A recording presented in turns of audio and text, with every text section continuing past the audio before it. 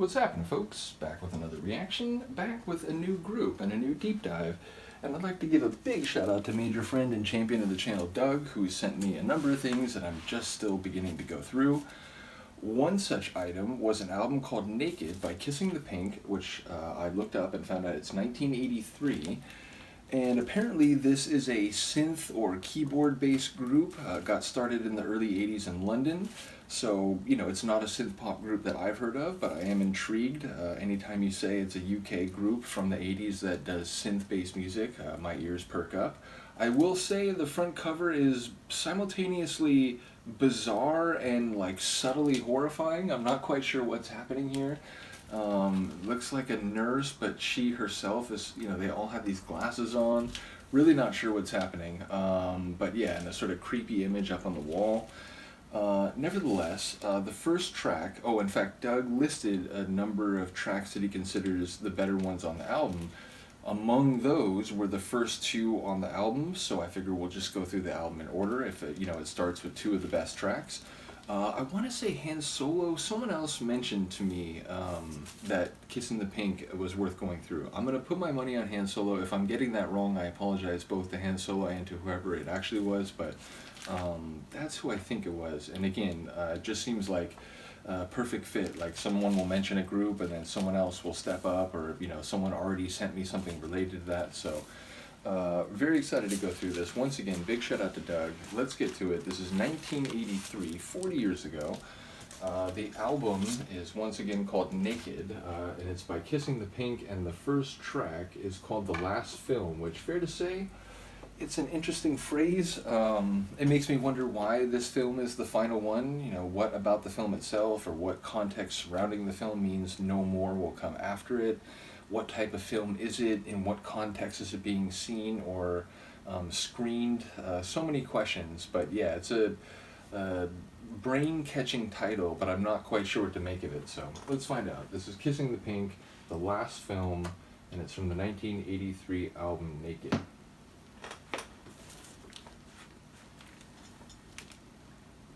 And they have that creepy image on the back here too.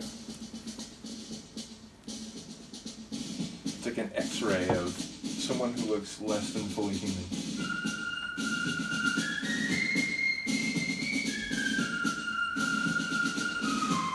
Wartime march.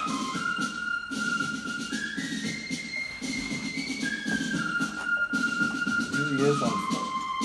Feels quiet.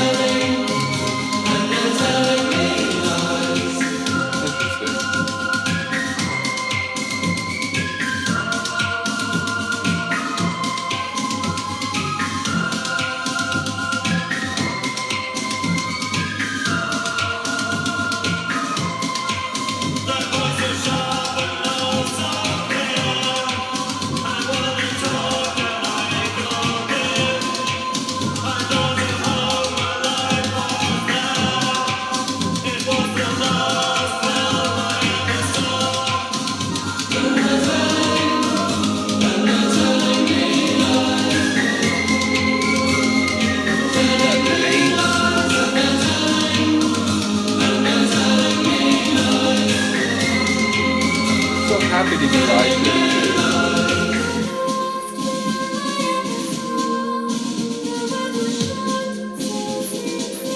And who, pray tell, are you? Oh, the bass.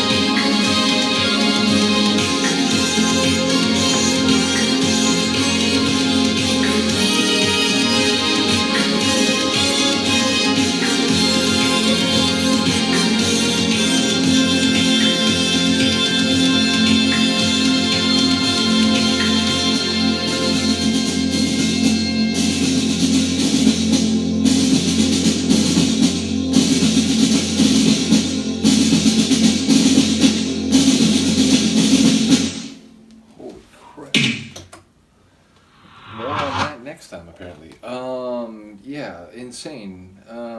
You know, again, electronic, definitely that whistling synth, that was the main melodic feature of the track, but that low, like a fog beneath the rest of the track, it kept rolling through. That was really a cool element. It got to a really nice like configuration and melodic run in the latter part of the tune.